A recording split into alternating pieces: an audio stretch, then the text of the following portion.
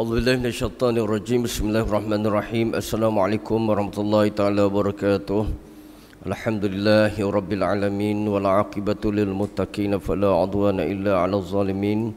Allahumma shalli wa sallim ala sayidina wa habibina Muhammad al-mab'utsu rahmatan lil alamin wa ala alihi wa sahbihi wa man ihtada bihadihi ila yaumiddin, amma ba'd. Ikhwatul iman, pencinta ilmu, pemburu rahmat Allah dan maghfirah Allah, sama-sama dulu kita angkat doa dengan kita zikir nama Allah Asmaul Husna. Mula-mulanya kadang-kadang hamba rasa nak zikir tak zikir. Sebab kadang-kadang nak cepat kau mengajar tu rasa pakai terus zikir, pakai terus kau kitab lah. Nak pakai terus kau kitab tak payah zikir lah. Tapi kadang-kadang kita perlu berfikir bahawa zikir, baca Quran sebenarnya ialah suatu ibadat yang tidak pernah mencuri masa kita. Dia tidak pernah merampas keluasan masa kita. Bahkan zikir, baca Quran meluaskan lagi rahmat Allah. Maka mari kita belorak apa biar bertepaklah. Mari sama-sama kita zikir dulu.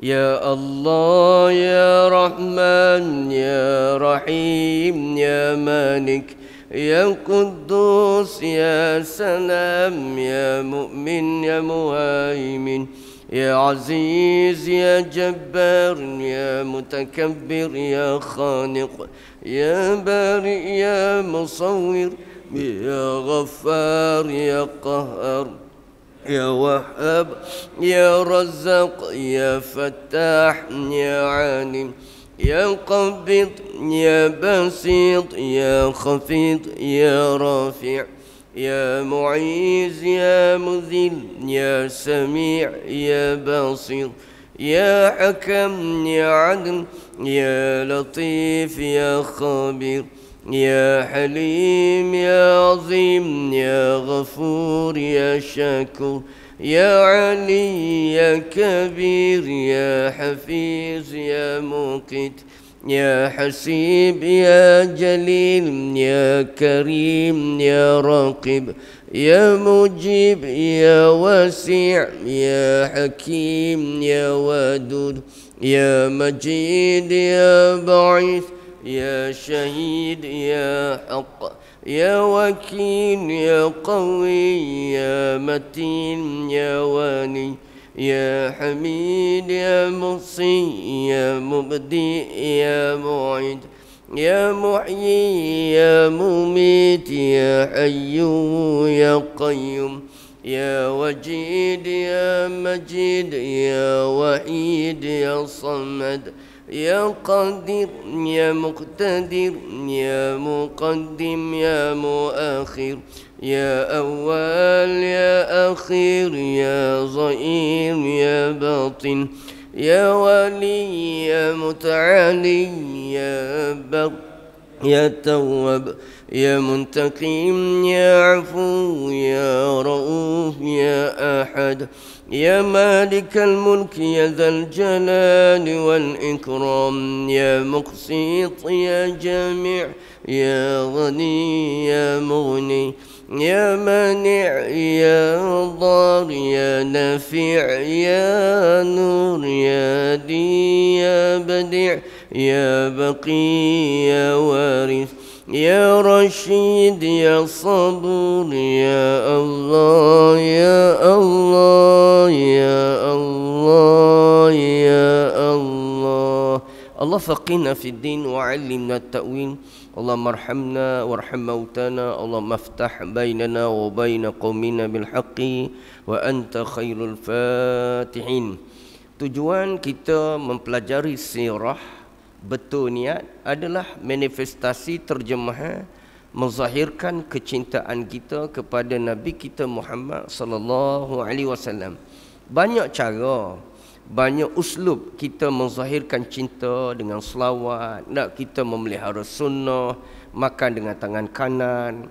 Di antara sunnah Rasulullah sallallahu alaihi wasallam yang besar adalah kita menghayati kisah siratun Nabi sallallahu alaihi wasallam. Oleh kerana tidak banyak masjid, surau yang menawarkan pengajian siratun nabawi, Maka marilah tuan-tuan, saya menyeru bawa anak, bawa isteri ambil kesempatan untuk belajari Siratul Nabawiyah di Masjid Ibrahim ini. Dah kita masuk tahun yang keberapa ni? Berapa tahun dah ni? Tengok mula belakang. Berapa? 8 tahun dah. Maknanya kalau kita tanya getah ada kata kak, boleh noreh dah. Kalau tanya getah tu boleh buat noreh. Izinkan kita kembali balik muka surat 411. Pengumpulan dan pengumian mayat syuhada. Ada beberapa perkara yang tercicir di situ. Maka dengan izin Rasulullah sallallahu alaihi wasallam, selawat sallallahu alaihi wasallam, meninjau para syuhada seraya berkata, akhir peperangan, perkara yang Rasulullah lakukan dalam penuh kesyaduan dan kesedihan, mencari sahabat-sahabatnya yang sebahagiannya telah gugur mati syahid. Di atas kesempatan itulah Rasulullah sallallahu alaihi wasallam tak kala melihat beberapa jenazah mayat yang telah mati, yang telah terkorban di dalam peperangan itu, lalu Rasulullah berkata, aku menjadi saksi. Ana syahidun. Ana itu lafzu kita panggil dhamir dhamir mutakallim. Ana, saya. Maknanya merujuk kepada diri Rasulullah bahawa dia bersaksi, syahidun, bersaksi ala haula'i, ke atas mereka ini yang mana mati dalam peperangan Badar itu. Innahu ma min jarihin yujrahu fillahi illa wallahi yab'athuhu yaumal qiyamah al-hadis. Tak adalah dalam matan tuan-tuan. Saya baca sikit matan hadis Nabi sallallahu alaihi wasallam. Nabi menjawab, aku menjadi saksi. Baik, poin tu benda. Bila Rasulullah telah menunjukkan atau ingat batang tubuh Rasulullah ini sahibus syara', dia ini adalah pribadi unggul yang menjadi utusan Allah. Maka ma min fa'lin au qaulin au fi'lin, tidak suatu kata patah perkataan Nabi walaupun sah, ataupun perbuatan Nabi ataupun diam Nabi, maka itu kita nama dalam ilmu hadis, dia merupakan suatu hadis yang disandarkan kepada Nabi sallallahu alaihi wasallam.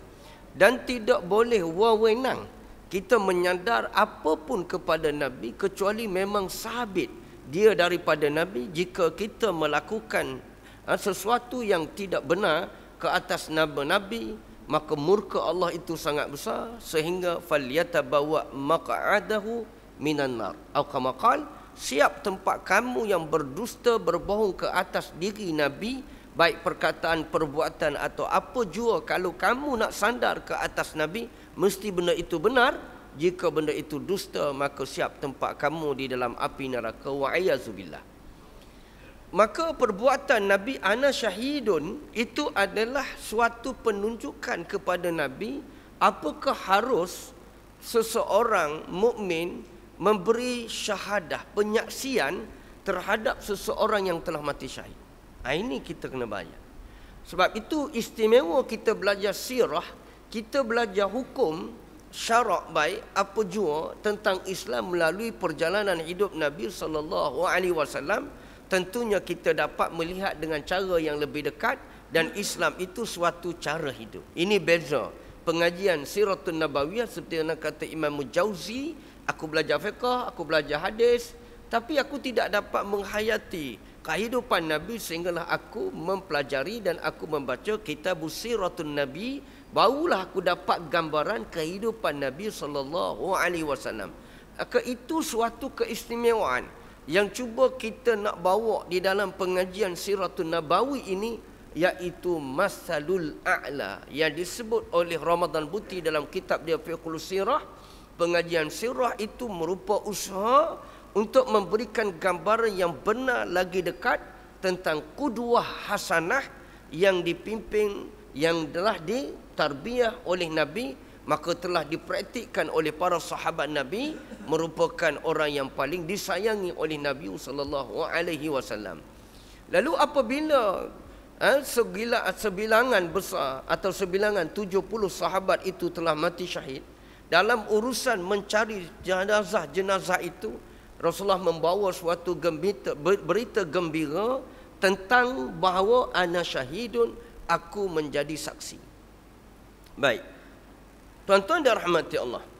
Ini ialah satu dalil yang kita boleh petik, tetapi secara detail kita tidak boleh menemui satu dalil terus kita ambil dalil atau suatu hadis tanpa kita memproses melalui proses-proses fiqh untuk kita melihat hukum tersebut.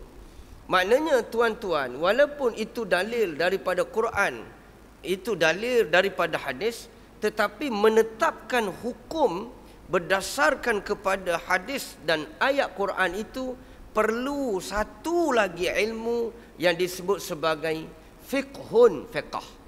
Justru tidak semua ahli hadis menjadi mujtahid dalam ilmu fiqh. Ini kita kena sedar bahawa dalil semata-mata tidak menunjukkan suatu hukum, kerana untuk mendapatkan hukum dia mesti orang yang memahami tentang selok belok ilah sebab kepada hukum. Maka orang yang memahami sebab dan ilah kepada hukum itu dinamakan dia al-fuqaha, al-faqih. Orang yang faqih jamak dia fuqaha. Baik, sekarang kita telah temu bahawa ana syahidun, aku bersaksi bahawa mereka ini mati syahid. Tidakkah tuan-puan, dalam amalan kita orang Melayu, bila seorang semayang jenazah, kita pun kata bahawa apa kita saksi atas mayat ini? Kebajikan baik. Maka apakah hukum yang kita buat tu? Amat tak nak bahas di situ. Sebab tuan boleh YouTube kan dalam YouTube, ini kata begitu, ini kata begini tuan-tuan. Mengaji dengan YouTube lah jara-jara. Baik, amat nak bahas di sini tentang mati syahid. Imam Bukhari dalam kitab Sahihul Bukhari, dan telah diperincikan oleh Ibnu Hajar Al-Asqalani, dan Ibnu Hajar Al-Asqalani adalah mazhab Syafi'i. Dia bermazhab Asy-Syafi'i. Kubur dia di Mesir. Waktu hamba belajar di Mesir, alhamdulillah bersempat melawat kubur Ibnu Hajar Al-Asqalani ni. Tuan-tuan, Ibnu Hajar Al-Asqalani telah memperincikan hukum kita menyaksikan terhadap seorang yang mati syahid. Orang ni aksiden, kita pun kata dia mati syahid. Orang ni mati terbakar, kita pun kata alhamdulillah dia mati syahid. Baik, bagaimana hukumnya? Kita menyaksikan benda syahid, dia memecahkan kepada dua hukum. Pertama ialah syahadatul am, iaitu kita memberi penyaksian umum. Maka inilah yang terlebih baik. Jangan kita sebut seseorang itu mati syahid kecuali dengan nada bahasa, dengan kita mengatakan orang yang mati terbakar itu syahid. Sebab Nabi kata asyahid ataupun asyuhada, asyahadatu sab'un, iaitu orang yang mati syahid itu ada 7. Kecuali orang yang mati fi sabilillah, orang yang mati ke jalan atau berperang di jalan Allah. Mat'unu syahidun wal gharqu syahidun. Orang yang mati taun itu mati syahid. Sebab tu para ulama menetapkan bahawa orang mati kerana wabak, baik coronavirus, taun atau malaria, penyakit yang jenis berjangkit, maka dia termasuk golongan mati syahid. Orang mati tenggelam, mati terbakar, mati kemalangan, mati penyakit kanser, mati usus, ada 7 golongan orang mati syahid.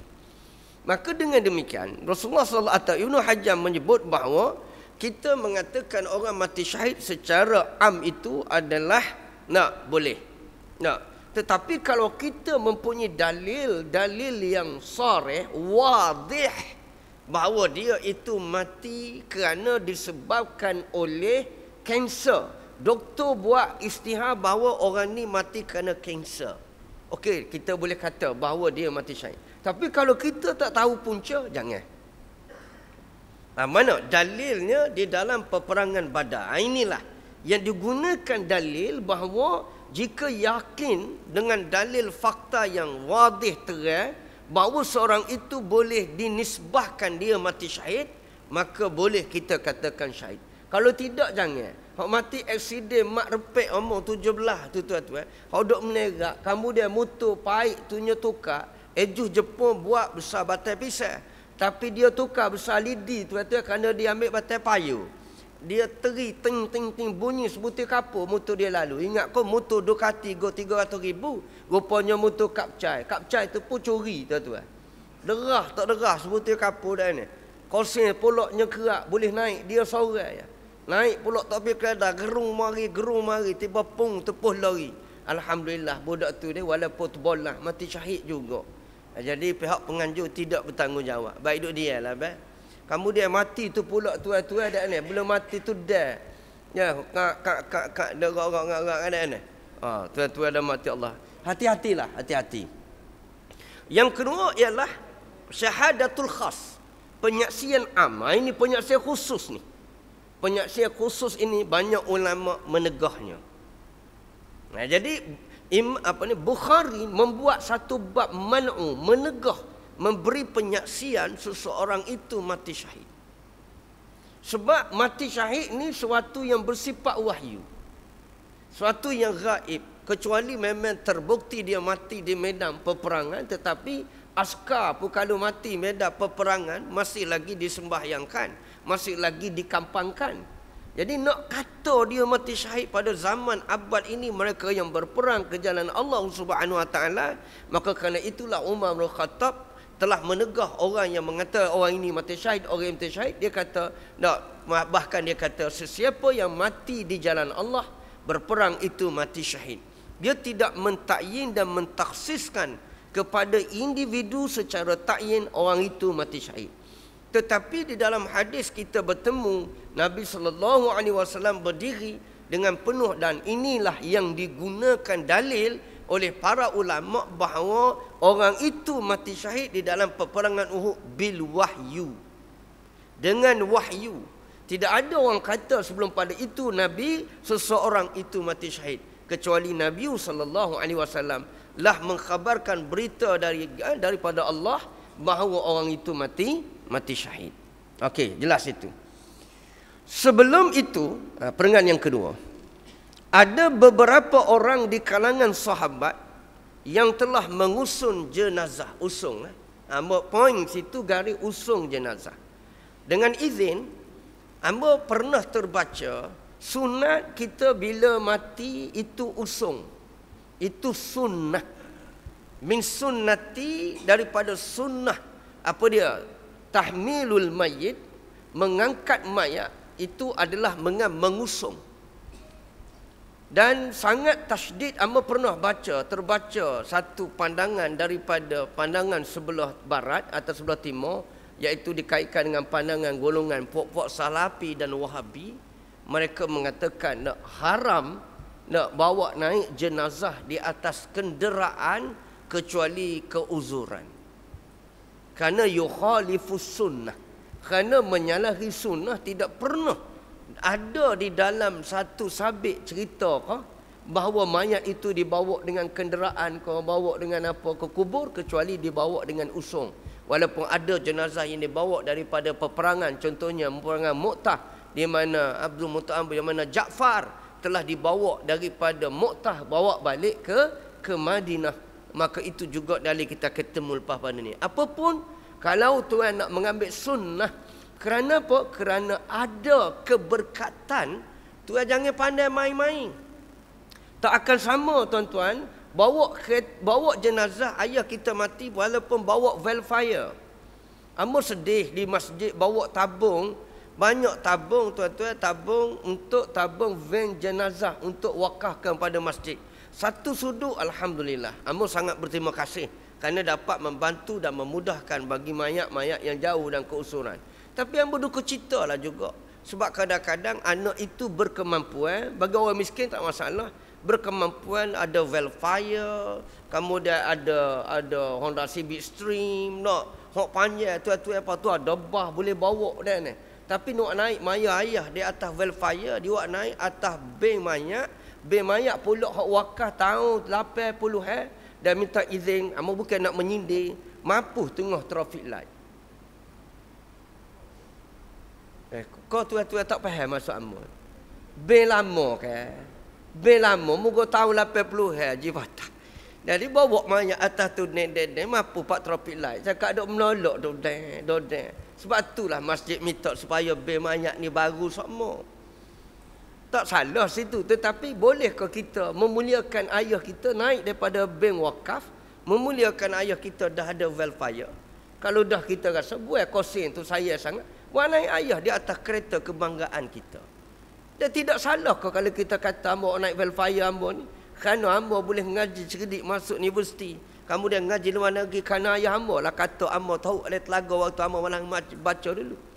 Kalau tidak kerana bekal ayah ambo ni, ambo rasa tidak boleh jadi juru setara orang ni. Kesedak kita dengar sejuk hati. Dah pikir pun dah. Wak naik welfare dak juga. Wak naik dengan kereta wakah, lepas tu mampu pula pak traffic light. Jadi tuan-tuan mendeka ceritakan nasib baik ayah kita kalau jenis backing lepas dia mati tu backing tak ada. Kalau ayah kita tu jenis backing merasa dia bangun jalan sendiri. Pasal lambat payah naik kereta biar aku jalan sendiri. Amang kata sebutir pasir putih pakat lari pula. Sunat kita mengambil barakah daripada orang soleh mengusung mayat ni. Nah, di antara rahmat Allah ialah mengusung tu orang-orang soleh. Jadi nak pula anak dia lebih aula kerana ini bukan ada rahmat Allah pada pengusungan mayat yang diusung itu. Kalau boleh lalu tu pula kat kampung, lagilah tuan-tuan bertambah rahmat. Sebab lalu tak dia orang duduk kedai kopi, lalu tengok mati dah memang innalillahi wa inna rajiun. Pakat sedekah lalu pakat mati dah memang orang baik kampung ni. Nak boleh kau sapa kau kubur tu hak dak mari solat jenazah tu, maka mereka itu telah mendoakan kepada si mayat. Tapi kalau naik bank, hak ada tulis di stiker tu lah dah. Dia tulis apa dia? Dia tulis stiker tu di dinding di dinding van dia tulis apa? Tengok dia tak apa buat ni. Moga bil jenazah lalu pun dia pejam mata. Dia takut dia. Tak betul tak? Apa dia? Apa dia di bil jenazah tulis? Allahumma ighfir lahum warham warhamhum, macam-macam lah tulis doa kepada si mati. Baik, jadi usung mereka tu usung jenazah itu terkebang balik ke Madinah. Tetapi Nabi SAW selawat bila bawa keluarga, kerana apa berlaku demikian? Saya dah sebut dua kali. Sebab pertama ialah ini merupakan peristiwa yang pertama berlaku berbeza di Badar. Kerana di Badar tidak ada berlaku kerana ia hanya melibatkan 300 orang sahabat. Kemudian yang mati dalam perang Badar itu pula suatu jarak yang 100 kilometer di antara Mekah, di antara Madinah dan Badar. Maka tidak ada isu untuk bawa balik mayat. Maka terus ditanamkan di Badar. Tetapi Uhud dengan Madinah hanyalah 5 kilometer. Yang kedua ialah yang menyertai dalam peperangan ini kebanyakan adalah sanak saudara daripada kabilah-kabilah mereka sendiri. Maka apabila mati salah seorang daripada kabilah mereka, maka mereka ada sentimen perkauman, mereka nak bawa balik jenazah ini untuk dikebumikan bersama keluarga-keluarga mereka. Sebab sebelum ini tidak ada larangan daripada Rasulullah sallallahu alaihi wasallam. Tetapi apabila berlaku demikian, Nabi menyatakan hukum. Inilah yang kita belajar sirah. Nah, yang kita belajar sirah ni kita jumpalah. Sebab apa dia cerita bagaimana Nabi tidak membenarkan orang yang mati syahid itu kecuali dikebumikan di tempat kematiannya. Sebab dalam peperangan Badar lebih mulia seorang itu mati lalu ditanam mati syahid lalu dikebumikan di tempat mereka terbunuh. Ini apakah dia suatu hukum yang mutlak? Nanti kita akan jumpa lagi dalam peperangan-peperangan yang lain. Nabi SAW mengarahkan supaya jangan dimandikan mereka dan hendaklah dikebumikan mereka, yakni yang mati syahid, dalam pakaian yang mereka pakai setelah menanggalkan baju besi dan kulit pada tubuh mereka. Ini satu noktah yang penting, bahawa Islam cara hidup. Inilah kita kena reti, faham bahawa Islam cara hidup, duduk macam mana Islam ini ada syariatnya. Duduk dalam Islam ini ada tata cara dia. Tidak Islam duduk di masjid, tidak Islam duduk di surau. Jadi kalau tuan tidak pergi keluar berperang, tuan tak pergi menega, tuan tak pergi berjalan, tuan tidak dapat menghayati bagaimana Islam dalam perang, bagaimana Islam dalam menega, bagaimana Islam dalam jual beli, bagaimana Islam dalam nikah kahwin, bagaimana Islam, maka Islam itu suatu cara hidup. Maka Nabi telah menyatakan bahawa dengan penunjukannya Nabi SAW melarang ataupun menegah alla yaghsilu, alla supaya tidak mereka itu dimandikan, wa ayyudfanu, bahawa mereka itu ditanam dan dikebumikan, kama huwa hum bi thiyabihim, dengan pakaian mereka mati itu, compang-camping itu, yang koyak itu kau lagu mana baju dia, bagaimana keadaan dia, baju itu mesti dan sebaiknya ditanam dalam keadaan baju itu. Dan kita boleh menjangkakan bahawa keadaannya tak stabil, bahawa keadaannya tidak akan sama. Ada orang baju dah terkoyak, ada orang tembus sini, ada orang baju carik di belakang, ada orang pula baju ni putus butai, ada orang ni baju pula terbelah dua. Maka ditanamkan dengan baju keadaan itu dan tidak dimandikan mereka. Baik, maka bila tidak dimandikan, maka tentulah darah yang mengalir, mati ni darah tu masih lagi tengah mengalir dengan kotoran ataupun dengan apa-apa debu kau, ataupun dengan apa-apa sajalah tak. Kerana berperang ni tentunya keadaan mayat itu tidak bersih. Yang bersih tidak tentu bersihnya itulah darah. Nah, maka bagaimana boleh ditanamkan dengan demikian itu? Baik, jadi inilah suatu perbahasan yang telah ulama temui bahawa apakah hukum memandi dan solat jenazah ke atas orang yang mati syahid. Berdasar kepada peristiwa yang kita sedang hadapi ini, bahawa jelas menunjukkan bahawa orang yang mati syahid di medan peperangan Uhud itu tidak dimandikan dan tidak tidak dikapankan, mandi pun tidak, dikampankan tidak, kemudian disolat pun tidak. Tiga-tiga tu tak berlaku. Kemudian bagaimana keadaannya? Dia terus dikebumikan dalam keadaannya itu, cuma buahnya baju besi yang memberati dia, topi besi itu buahlah. Tinggal baju pakaian yang menutupi aurat baju yang asas dia pakai, maka dikebumikan demikian itu. Baik, berhenti dulu di sini. Maka di sinilah kita dapat menemui bahawa mazahib daripada mazhab yang ada di dunia hari ini, kita rasa ayolah ke ustaz. Ya. Dalam kitab yang membahaskan secara detail, iaitu kalau kita mazhab Syafi'i, amba secara jujur amba tak nak bahas mazhab lain, sebab mazhab lain itu amba boleh baca dia tetapi tidak mendalami kecuali sekerak-sekerak. Tetapi mazhab Syafi'i amba belajar daripada awal sampai akhir, maka amba lebih berpegang kepada mazhab Syafi'i kerana amba faham tentang asas dan juga usul bagi mazhab Syafi'i.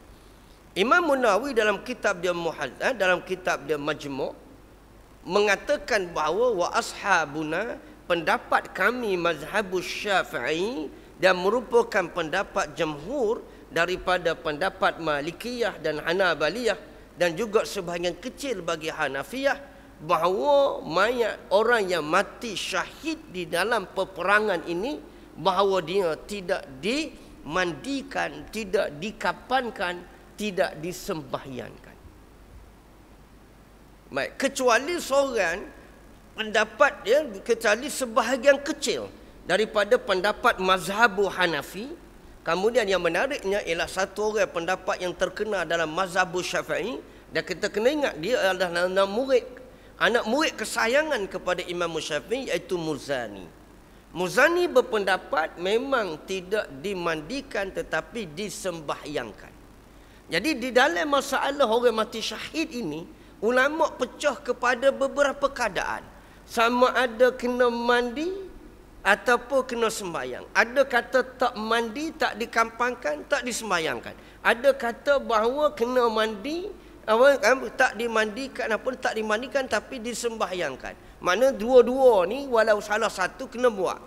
Nah, tetapi kita katakan bahawa bagaimana nak solat ke atas jenazah yang tidak dimandikan, kerana mandi itu merupakan akad janabah kepadanya. Untuk sebab tu tak sah solat jenazah kecuali selepas daripada dimandi dan dikampankan. Tuan-tuan nampak begitu? Baik, kenapakah tu yang tuan? Kerana tuan, ada beberapa dalil yang lain Nabi solat jenazah ke atas orang mati syahid. Inilah yang dibahaskan oleh dalam kitab Majmu', amba tak silap lebih kurang 2 muka surat. Dia membahaskan dalil bagi mazhab Hanafi, bagi mazhab yang lain yang mengatakan bahawa orang mati syahid memang tak dimandikan tetapi disembahyangkan. Sedangkan mazhab kita yang rajih, tidak dimandikan, tidak dikapankan, tidak disembahyang. Kapan itu maknanya kain, tak ganti dengan kain putih lah. Maknanya dikapankan dengan kain seadanya yang ia ada, kemudian terus dikebumikan tanpa disolatkan. Baik, kenapa di samping ialah kerana ni, di dalam hadis yang sahih, rawahul Bukhari, ada 3 hadis yang lain yang mana kesemuanya sahih, menjelaskan bahawa memang yang jelas dan nyata tidak tidak dimandikan, tidak disucikan, tidak disembahyangkan. Bahkan dia dikapankan dengan darah-darahnya. Kenapa tuan-tuan? Di samping daripada dalil hadis itu sendiri, kerana elah kepadanya ialah darah. Tu darah itu ada hadis kan? Nabi kata apa dia? Nabi kata sebelah atas apa dia? Bahawa mana-mana mayat yang luka kerana mempertahankan agama Allah, pasti Allah akan membangkitnya orang yang mati syahid tadi pada hari kiamat dengan lukanya luka orang itu yang berdarah, warnanya warna darah tetapi baunya kasturi. Jadi ilahnya ialah dapat dipahami kenapa Nabi tidak solat, itu wahyu. Tetapi kita cuba cari kesinambungan daripada dalil, lalu ulama sebut 3 sebab kenapa jenazah orang yang mati syahid itu tidak dimandikan. Kerana ialah darah dia itu darah taat.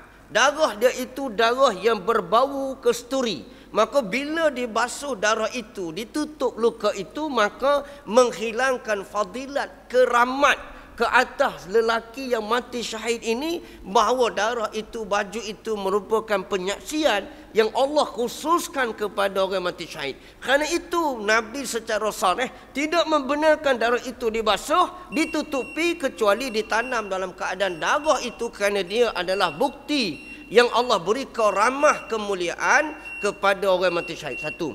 Yang kedua ialah karamah, fadilat atau fadlu, kelebihan yang orang mati syahid ini ialah iaitu hidup. Bal ahya, la tahsabanna alladhina qutilu fi sabilillahi amwata bal ahya'un 'inda rabbihim yurzaqun farihina bima atahumullahu min fadlih.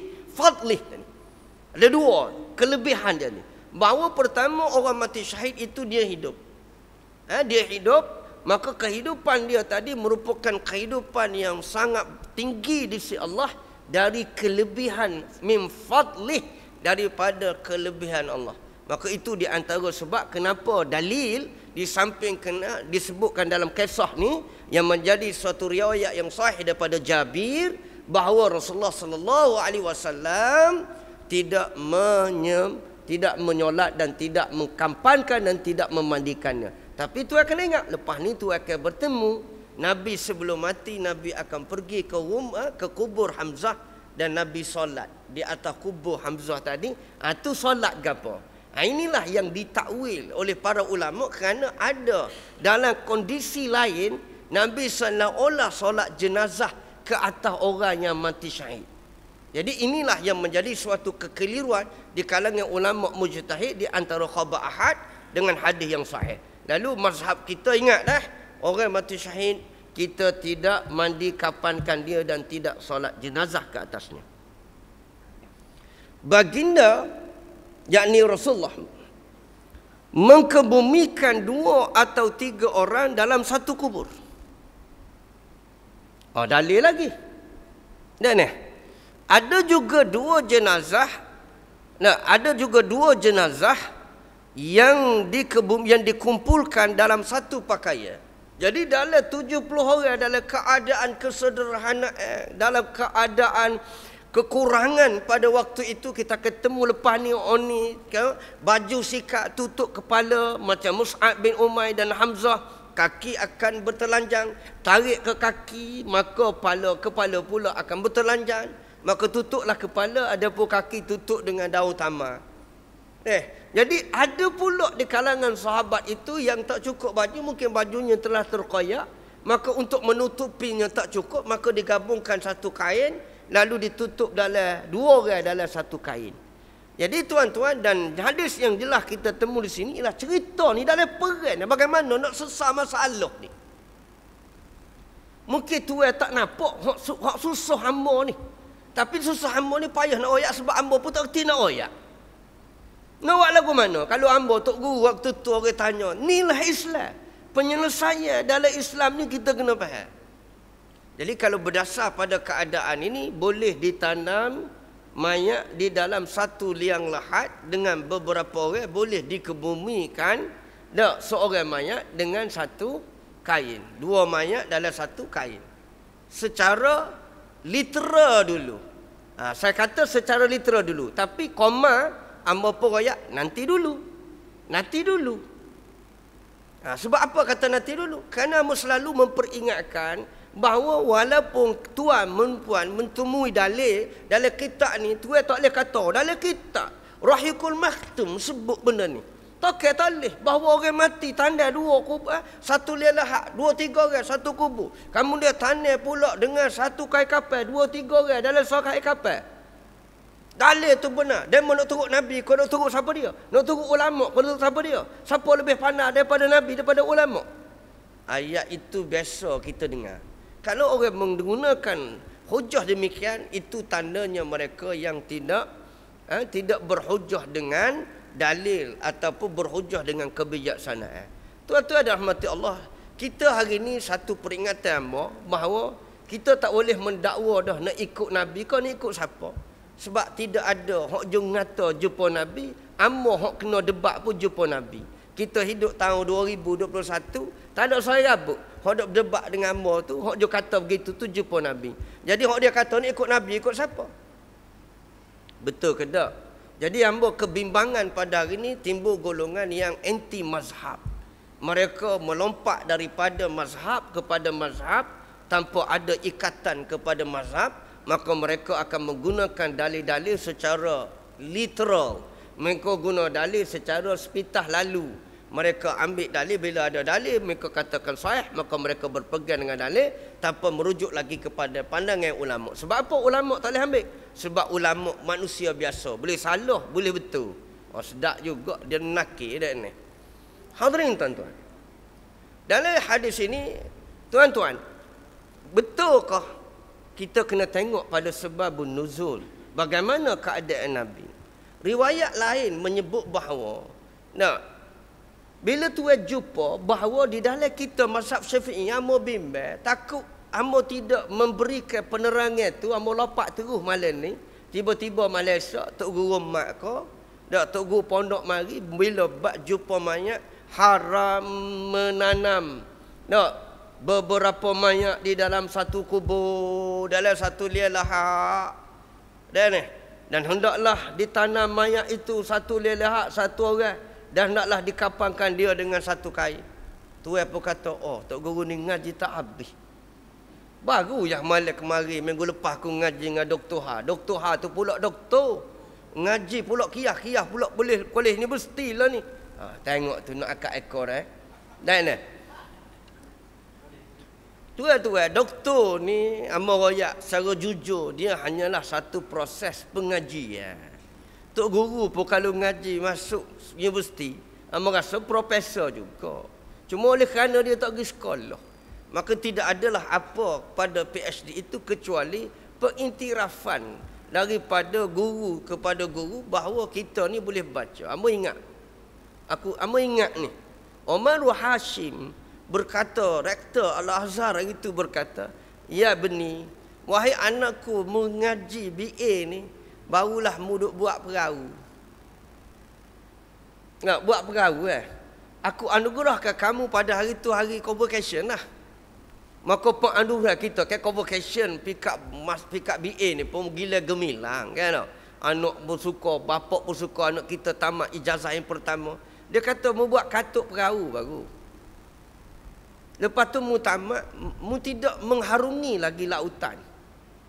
Kemudian mu masuk ke master, barulah kamu menurunkan perahu mu tu ke lautan. Mu ada perahu, ada ngayuh. Tuan-tuan faham kena? Sekarang saya isytiharkan Muhammad Azhar bin Abdullah mendapat ijazah pertama. Bawa tepuk kita pun terima ambil gambar dengan Yang di-Pertuan Agong. Ambil gambar dengan Chancellor. Ambil tu buku gambar. Duk gatul lah ni. Haji Patah tak tahu ada tak ada gambar tu. Nah, jadi orang lain semua ada lah. Kebanyakan. Jadi Umar Hashim, Dr. Umar Hashim berkata bahawa mu ada perahu baru. Abang Ming. Tak berenang lagi. Tak ngayuh lagi. Mu turun ke lautan tu bila mu sambung master. Badi sambung master tu ada perahu dah tu tak? Ada perahu. Jadi perahu pun ada. Pas kalau kena BA pun bobo lulu. Boleh makan. Luluh pula niru. Dan luluh pula niru. Niru kat mana? Niru periksa tu jarang lah berlaku. Ketah kerja tu niru apalagi ya. Ambil internet, kopi situ, ambil sini, kopi situ, ambil sini, ambil tipu sini, kopi sini, kerak kata zam-zam ala kazam sihir, solat ajak ya Allah mintalah tok guru aku supaya tak nampak. Semaya ajak supaya tok guru tak boleh kesal. Bolehlah ijazah. Lepas dia turun tak ada kain, mu tidak berenang lagi. Aku tak uri lagi lesen mu untuk menyelam mengambil mutiara. Mu masuk PhD, mu boleh PhD tu bawa aku lesen kamu untuk menyelam mengambil mutiara. Tapi mu ingat, mu tak nyelam lagi. Aku hanya boleh lesen mu nyelam. Maka mu carilah sendiri dengan ilmu aku ajar. Belum tentu mu dapat, takut mu mati lemah duduk situ. Jadi PhD ni baru boleh lesen menyelam. Tuan-tuan faham ke tak? Bukan boleh mutiara, boleh lesen menyelam. Jadi amun nyelam boleh lesen lah. Maka atas usaha ambo lah cari tadi berdasar petunjuk-petunjuk daripada ilmu. Maka dia pun tunjuk. Nah, syekh lain pula semua mengaji di sekolah ni ilmunya cabut-cabut. Noh, mungkin ngaji dengan syekh sejik-sejik. Hak itulah ilmu yang kamu ambil dan ilmu itulah pintunya ilmu. Mu ambil sini ni pintu bagi ilmu. Justru itu kena pesan lah. Tuan-tuan anak hak ngaji agama, jangan duduk kau bilik kuliah saja. Carilah ilmu-ilmu di luar dengan talaki dengan ilmu-ilmu lain, mudah mengkomplitkan pencarian dalam ilmu. Panjang cerita ambil situ bahasa dia nak puasa ni dia kena banyak ngepek sikit. Sebab tinggal sebulan ni. Tuan-tuan, dalam hadis ini bahawa Nabi garis sebut bahawa bila berkata tadi bahawa mazhab kita Syafi'i haram tanah mayat di dalam satu kubur liang lahat beberapa mayat. Ini tuan kena tahu. Makna satu kubur sah, satu kubur sah. Kerana satu liang lahat, satu liang lahat satu. Kerana itu hak bagi si mayat. Seolah-olahnya tuan-tuan dia ada hak bagi liang lahat dia tu satu. Dan Nabi tidak melakukan tuan-tuan untuk menanam mayat di dalam satu liang lahat beberapa mayat, beberapa jenazah kecuali dalam keadaan darurat. Ini cara nak ambil hukum. Jadi keadaan di dalam peperangan Uhud ini 70 orang mati dan tuan gilah lagu mana tengok batu, tuan gilah tengok tanah lagu mana di batas di padang Uhud tu tidak batu. Tidak batu. Jadi kalau tuan boleh masa ada keluar lepas buka Covid ni, kalau Allah beri kesempatan ada tuan-tuan lagi gi ke Mekah, tolong niatlah aku kalau boleh gi ke Mekah balik, aku nak gi ke peperangan Uhud ni, aku nak bawa cok kecil, aku nak teranyakur situ lagu mana. Kerai tak kerai tangan nak boleh gali lubang kat lutut. Betul ke tak merayak ni? Tidak batu kingnya. Kalau orang kapur kata jenis batu king dalam tanah tu ada batu. Betul ke tak? Payah ingat dia mana. Jadi dah letih berperang, letih berperang kan. Perang baru tamat di penghujung. Tanah pula kerah batu. Nak tanah 70 orang. Maka riwayat yang lain menyebut sahabat berkata kepada Nabi bahawa musyaqqah alaina, bahawa susah untuk kami ya Rasulullah untuk menggali kubur untuk setiap seorang ni satu lialah. Itu cerita yang Nabi ni gali kubur membenarkan. Lalu Nabi pun menyebut dalam hadis yang lain, Nabi sebut, tak sebut sini, Nabi kata ahfiru, iaitu gali, wa a'miqu wadfanu ithnaini aw thalatha fi qabrin wahid. Rawahu Nasa'i. Dari dalam hadis lain ni bahawa cerita yang tidak diceritakan di sini, sahabat mengadu tentang sukar bagi kami di dalam tanah ini, keadaan hari ini, untuk menggali kubur setiap orang satu liang lahat. Nabi pun kata kalau begitu galilah, dan dalamkan gali. Ahmiku tu mana gali tu biar dalam sikit. Kemudian asinu buat molek liang lahat tu. Kemudian letaklah satu liang tu 3, 2 yang sesuai. Patut Nabi gali luah lagi. Nabi gali luah letak so. Berdasar kepada itulah kondisi yang berlaku. Sebab tu nak ambil suatu hukum dalam fiqah ni, tidak boleh ambil terus telan. Kena tengok dulu dengan hadis-hadis lain, nak pelaga supaya semua hadis itu kita boleh pakai belakang. Lalu mazhab kita berpandangan bahawa harus di waktu darurah untuk buat serupa ni. Dalam waktu biasa haram. Itu mazhab kita Syafi'i. Nama ke Abang Mini nak tanya sekali. Dia ni, kuana Abang Mini tak ada apa-apa. Tak salah Abang Mini. Tak. Okey, beres itu. Adapun juga dua jenazah yang dikumpulkan, kemudian baginda bertanya, siapakah? Tak ada cerita situ tentang solat.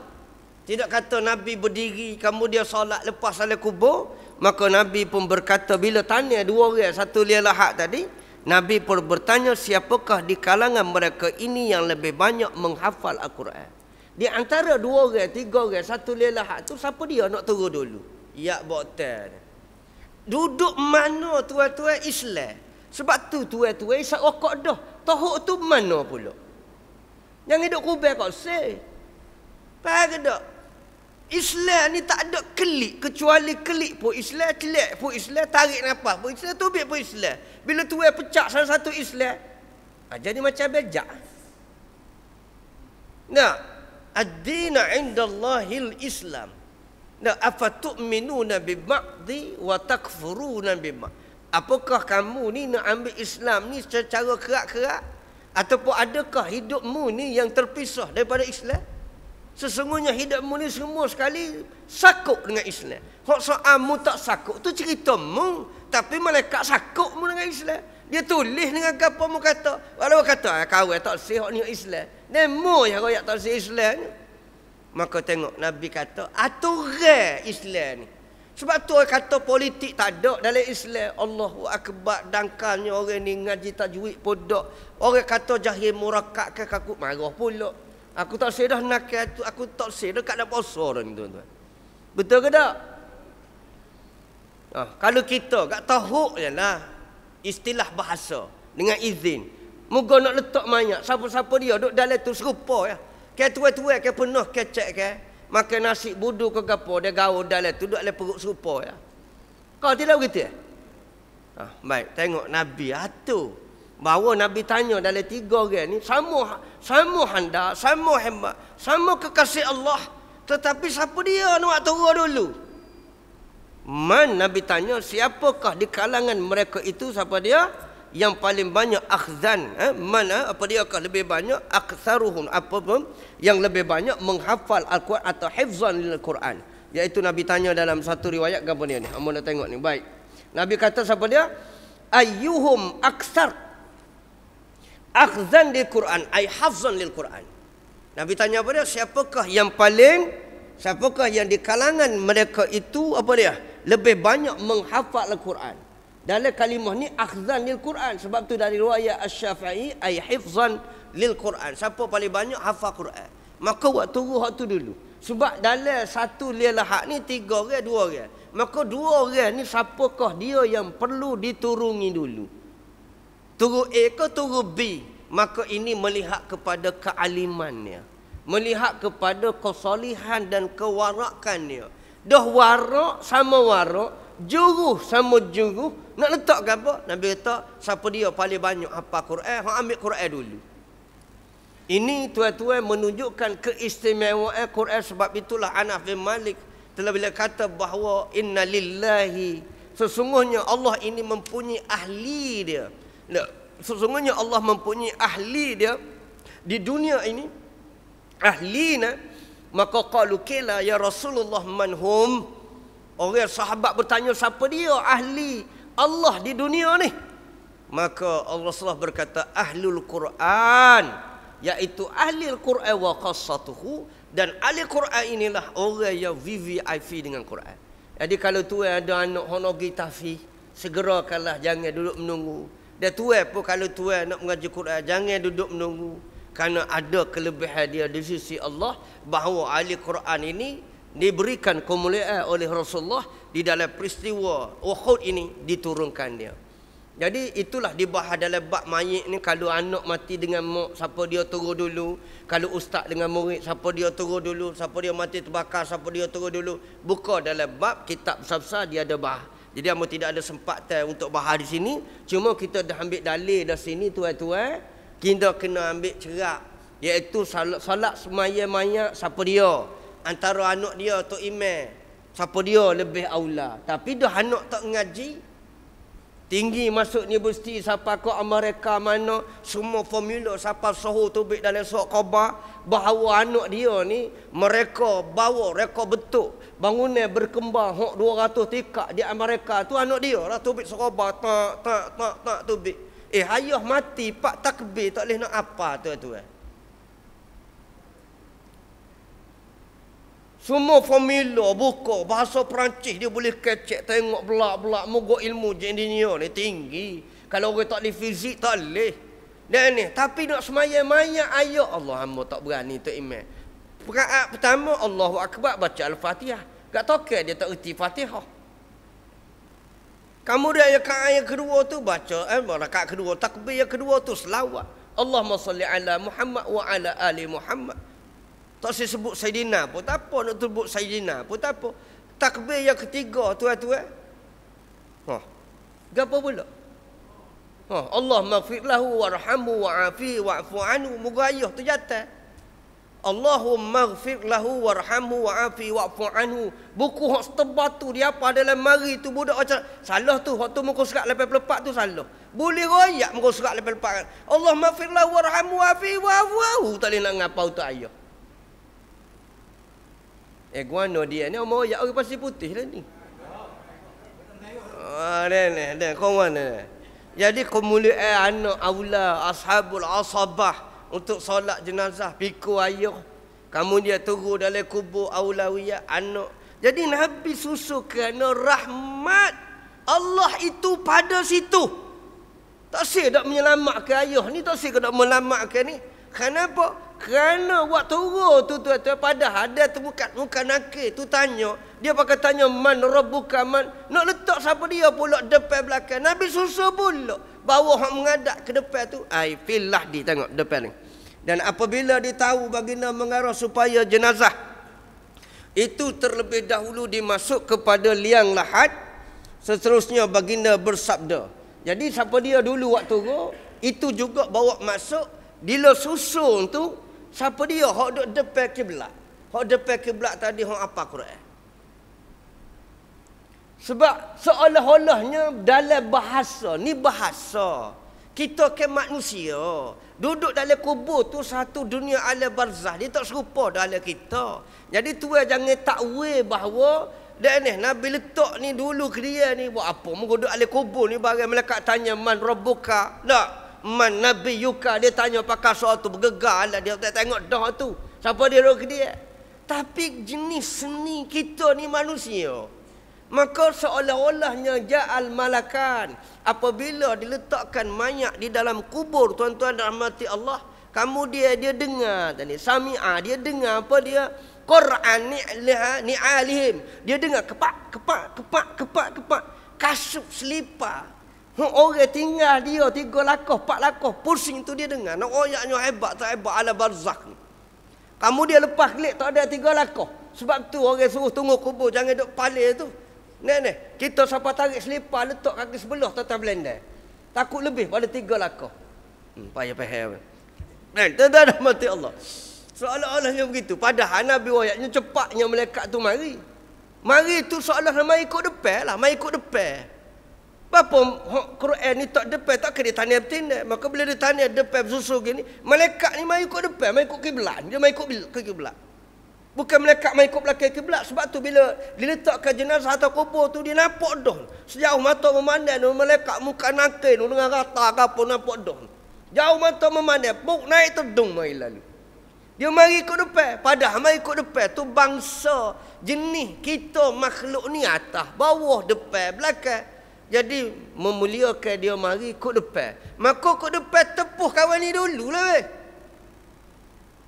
Bila tepuh lawan ni, apa Nabi letak? Rahmat bagi orang yang duduk sebelah ni. Dia maknanya bertepuh dengan ahli Quran dulu. Siapa gitu rahmat Allah ni kepada orang ni cari sebab Nabi pocok.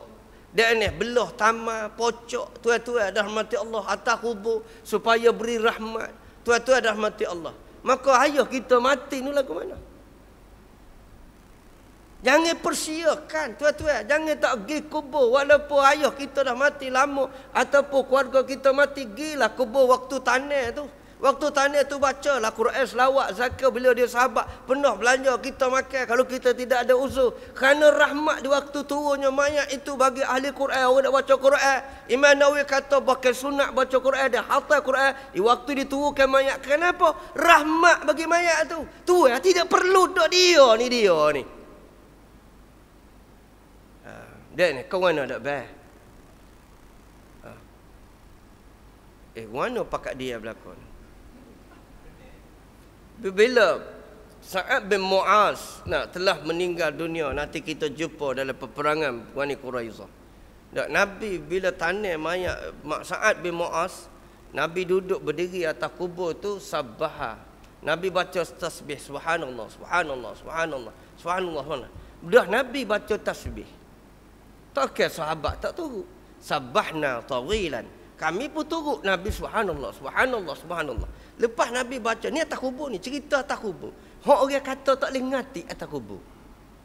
Orang kata tak boleh ngati atas kubur ni hadis. Diriwayatkan oleh, apa dia?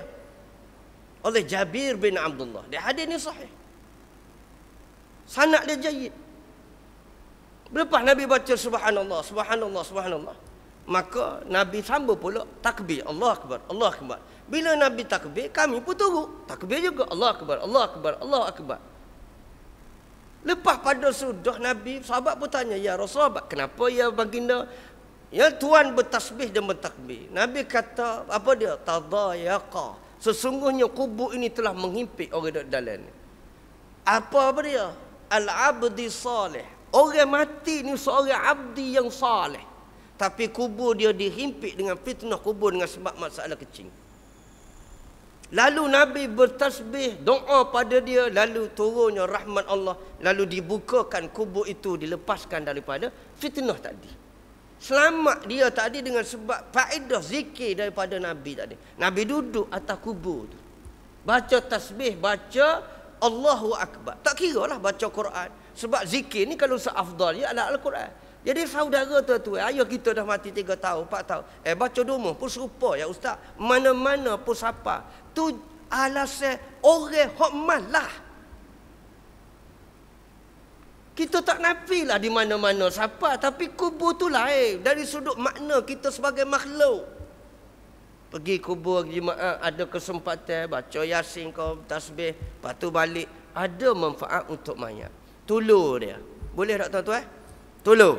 Jadi inilah dalil Nabi SAW apa dia? Nak meletakkan susu mayat tadi kerana faedahnya rahmat bagi si mati itu, sehingga diletakkan, diturunkan ahlul Quran untuk memberi rahmat Allah. Seterusnya baginda bersabda, aku menjadi saksi kepada mereka ini pada hari kiamat. Abdullah bin Amr bin Haram dikebumikan dalam satu liang lahat bersama Amr bin Jamuh disebabkan hubungan mereka yang akrab. Jadi itu dalil lah bahawa dibawa bahawa memang nyata orang ni mati dengan tanam orang ni mati tanam dengan orang ni. Maka disebabkan mereka itu ditanam di dalam satu liang lahat kerana ada hubungan yang tertentu, keakraban yang tertentu. Sebab itulah bila matinya keluarga ditanam satu lubang liang, tapi liang lahat lain-lain. Satu lubang ke tak? Satu liang lahat ditanamkan bila mati suami isteri mati dalam kemalangan kerana hubungan keakraban di antara keluarga itu. Jadi tuan-tuan, apa yang baik semua daripada Allah, apa yang lemah daripada hamba, minta maaf panjang sikit situ tu, dan meminta izinlah untuk minggu depan untuk mau sedikit sumbangan daripada tuan-tuan kerana minggu depan ni minggu lah. Nak kau mari-mari kita orang ke mana jabatan minggu depan? Hari Ahad sekali lagi dak? Kau dak dah? Dak betul dah. Kita tengok hari bulan tu 12 hari bulan dak?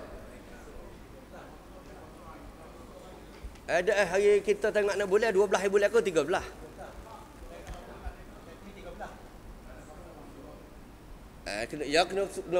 Kena mati dulu. Hari Ahad tu ada sepatutnya lagi ke mai? Sebab kita puasa hari Isnin. Tengok anak bulan tu ke apa? Hari Senang malam Selasa. Hari Senang malam Selasa. Tengoklah dulu kalau mau mari jalah, kalau tak mari tu ke. Jangan buat gitu ustaz pula dah. Kalau tak puasa kita mari, kalau tak puasa kita mari dah. Puasa tu kita program ke apa mari kami nak? Subuh. Hamba pun istihal lalu lah. Bawanya masjid bui juga gila-gila hamba untuk hari bulan-bulan Ramadan, iaitulah hari Khamis malam. Subuh hari Khamis. Tengok. Kena kepala lalu bunyi subuh. Subuh dah, subuh Khamis dah, subuh. Maknanya hari Rabu, subuh hari Khamis. Bukan subuh hari Jumaat, Bami. Kalau Bami tak ada, siap Bami. Kita tak ada Bami, susah lalu lah ni. Jadi mau nak bawa rumah lah untuk buka puasa, ada 40 orang tu saling orang tu kan masak. Budak akan kelik dah seminggu dengan buka puasa dengan raya puasa sebut sehari-hari dah 400 jugalah. Jadi sekarang tu wallahu alam.